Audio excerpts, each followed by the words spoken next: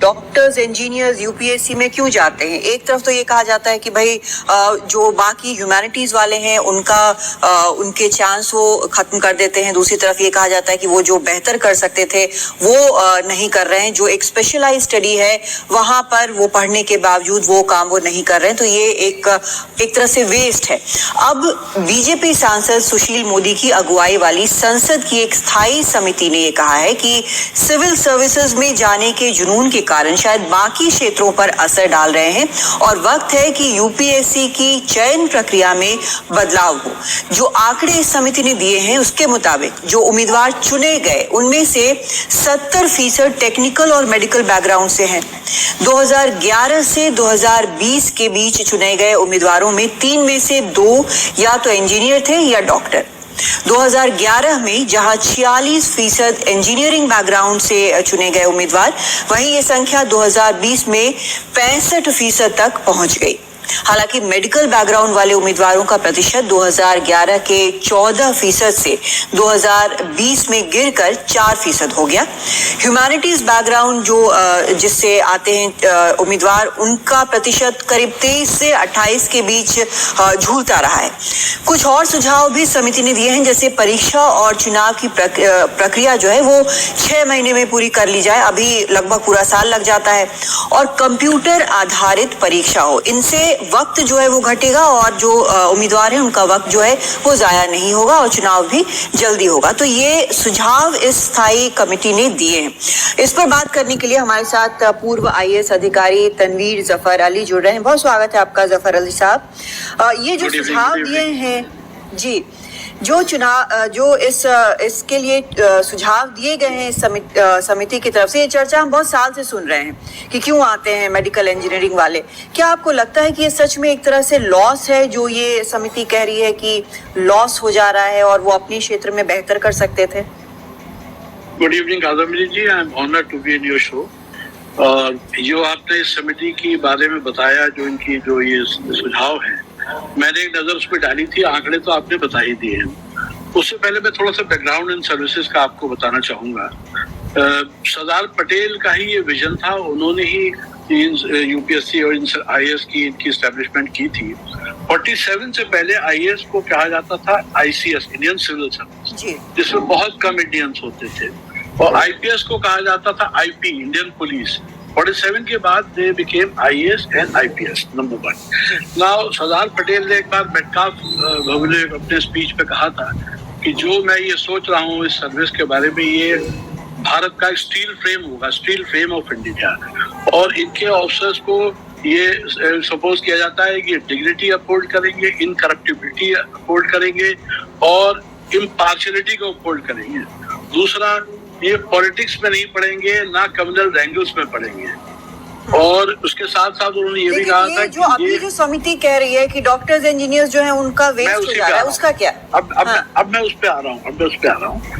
देखिए, इस साल के आंकड़े के हिसाब से एक साल में इंडिया में 15 लाख बीटेक बनते हैं, 15 लाख टेक्निकल ग्रेजुएट्स बनते हैं, 90,000 एलोपैथिक डॉक्टर्स निकलते हैं और 53,000 आयुष बनते हैं। नाउ अगर हम पिछले साल की वैकेंसीज पे जाएं तो आईएएस की थी 180, आईपीएस की 200, इंडियन फॉरेन सर्विस की 37 और बाकी जो अलाइड सर्विसेज हैं, एडास है, आईआरएस है और भी सब हैं, उन सब का मिला के करीब 937 का टोटल था।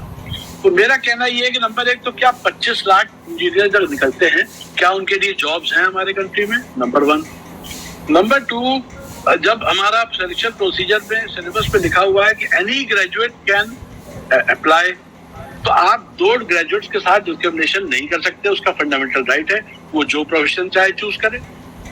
तो क्लास 12 जब बच्चा करता है तो उसके आगे वो इतनी क्रूशियल एक टाइम होता है, वो इतना मैच्योर नहीं होता है। वो उस वक्त कैरियर की फिक्र करता है कि मैं या तो पीएमटी में बैठ जाऊं और या मैं उधर इंजीनियरिंग पे चला जाऊं, अपना कैरियर पहले सिक्योर कर लूं। क्योंकि उससे फायदा ये है कि एक कैरियर जब वो सिक्योर कर लेता है तब वो इस लायक होता है कि वो ये डिसाइड कर सके तो क्या मैं आप कह रहे हैं कि पे जाऊं। इसको लॉस नहीं माना जा सकता है एक तरह से। अगर इसके पक्ष में बात की जाए जैसे आप कर रहे हैं, तो इसमें एक तरह से एज मिलता है जो ब्यूरोक्रेट्स होते हैं, जिनको टेक्नोक्रेट कई बार कहा जाता है, और मेडिकल फील्ड से भी जाते हैं। क्या ये बेहतर होता है उनके समझ के लिए अपनी काम करने को?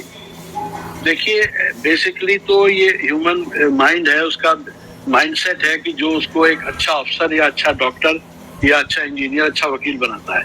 बट जो आदमी एमबीबीएस और बीटेक करके आईआईएम्स को छोड़ दिया इन्होंने, आईआईएम वाले भी आते हैं, Indian institute of management, IIM वाले इंडिया टॉप करते हैं। कमी तो डॉक्टरों की भी बताई जाती है, डॉक्टरों की भी काफी कमी बताई जाती है देश में।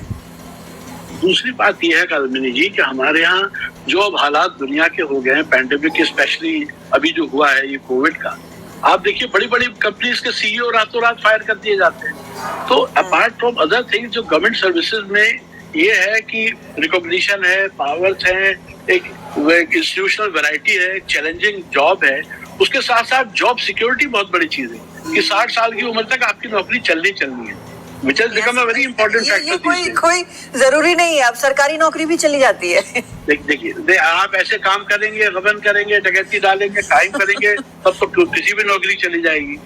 मेरा मतलब ये है कि इन जनरल ये नहीं होता कि रातों रात जो है एक अफसर जो है वो फायर हो जाएगी, सुबह आप please you are not wanted, you are not required.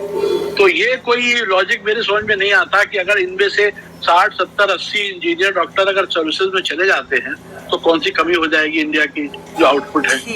तो आई स्ट्रांगली ऑब्जेक्ट। वक्त हमारे पास तनवीर जफर साहब खत्म हो गया है, लेकिन काफी ये इंटरेस्टिंग चर्चा है, आगे भी उम्मीद करेंगे कि कभी करें। बहुत शुक्रिया आपका इस चर्चा में शामिल होने के लिए। और हालांकि ये सही बात है कि लोग अपना करियर चुनते हैं और चाहते हैं कि सिक्योर हो उनका करियर, और उसमें से कुछ लोग जरूर जाते हैं, लेकिन दोनों तरफ से जो एक प्लस माइनस जो है वो हो सकता है, और इसी के ऊपर चर्चा जो है वो लगातार चल रही है। अब संसद की समिति ने ये बात कही है।